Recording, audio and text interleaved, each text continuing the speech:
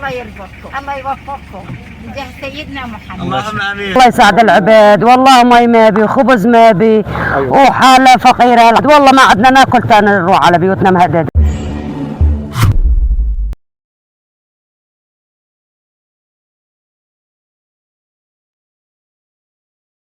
وما تنفقوا من خير فلأنفسكم وما تنفقون إلا ابتغاء وجه الله وما تنفقوا من خير يوفى إليكم وأنتم لا تظلمون.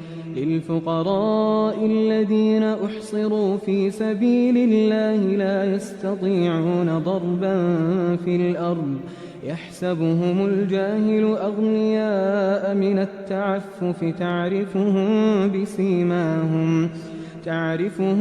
بسيماهم لا يسألون الناس إلحافا. وما تنفقوا من خير فإن الله به عليم. وما تنفقوا من خير فإن الله به عليم. السلام عليكم ورحمة الله وبركاته. وعليكم السلام ورحمة الله وبركاته. الله يعطيكم العافية يا شباب. ايش فيكم اليوم يا شباب؟ مساهم في توزيع الخبز. ما شاء الله، جزاكم الله خيرا. وإياكم. يعطيك العافية شيخ. الله يعافيكم شيخ أحمد. شو بتحدثونا عن هاي الحملة؟ بسم الله الرحمن الرحيم، الحمد لله رب العالمين، وأفضل الصلاة وأتم التسليم على سيدنا محمد وآله وصحبه أجمعين. كما تعلم شيخ أحمد، مضى على التحرير ما يقارب 7 أشهر، لكن كما ترى معظم الناس يعني لساتها في الخيام، وذلك بسبب تهدم منازلهم وضيق حالهم، وأحوج ما يكون الناس إليه يعني كما تعلم هو الطعام والشراب، وقوت الناس اليوم هو الخبز. فأحببنا أن نشارك في التخفيف من معاناتهم، وقد حث ديننا الحنيف على السعي لنفع الناس وسد حاجاتهم، وخاصة الأساسية منها كالطعام.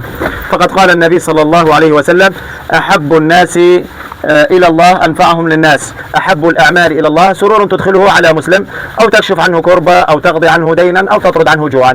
فنسأل الله سبحانه وتعالى الإخلاص والقبول، أن يجزي كل من ساهم في هذه الحملة، حملة رغيف خبز. الله يرزقكم. من السلامة حجة. الله يوفقكم. اللهم آمين وإياكم.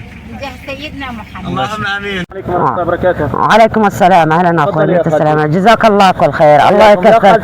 الله تشرح لنا وضع المخيم. والله يا ابن اخوي، والله وضع المخيم مدمر، والله يساعد العباد، والله مي ما بي، خبز ما بي، وحاله فقيره، العالم كلها ايتام. طيب خالتي، اللي عنده زونه ما في عنده شيء.